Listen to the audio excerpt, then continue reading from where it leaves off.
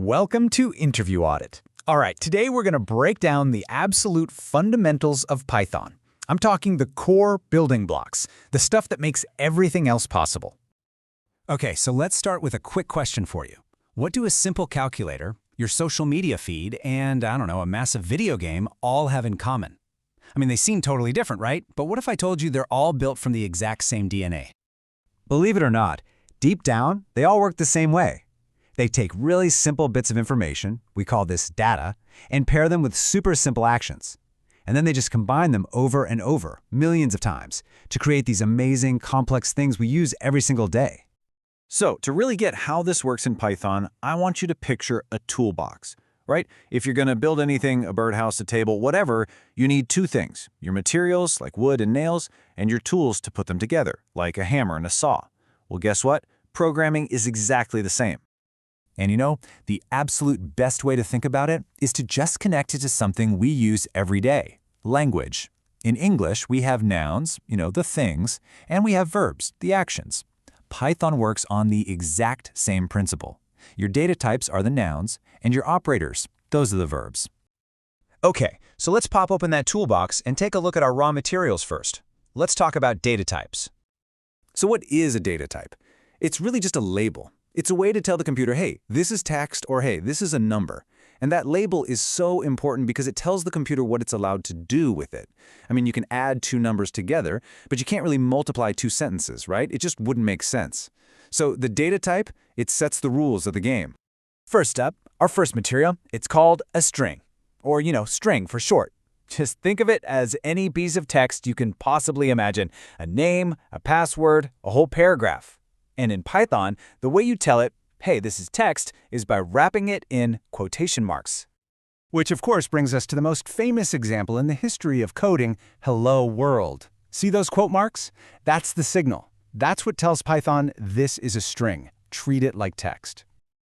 All right, next up in our toolbox is the integer, or just int. This one's super simple. It's just for whole numbers. That's it. No fractions, no decimals, just clean, simple numbers you can count on your fingers, positive or negative. For example, the number 42. And notice what's missing?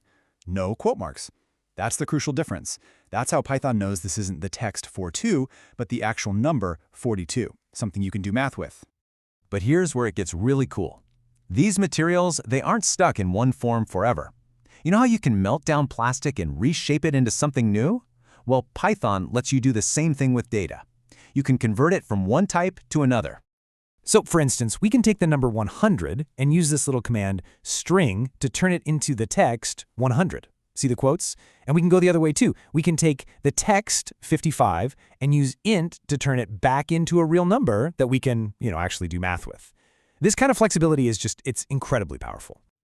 Okay, so we've got our materials, our data types. Now we need the tools to actually do something with them. And in Python, these tools have a name: operators. They basically fall into three main groups. First, you've got your arithmetic operators, plus, minus, times, divide, for all your math stuff. Then you have comparison operators, which are all about asking true or false questions. And finally, logical operators, which let you combine those simple questions into more complex ideas. So check this out. This is how we use those comparison operators to ask the computer questions. When you type 5 greater than 3, you're literally asking it, hey computer, is 5 bigger than 3? And the computer will answer back, true. When you use a double equal sign, like in 10 equals 10, you're asking, is 10 exactly equal to 10? And again, it'll say true. This simple back and forth, this question and answer, this is the bedrock of how programs make decisions. All right, we've seen the materials, we've seen the tools. Now it's time for the fun part. Let's actually put them together and build something. Let's just walk through the logic here, step by step. First, we make a variable called price, and we put the number 20 in it. That's an integer. Step 2, we do the same for quantity, which is 3.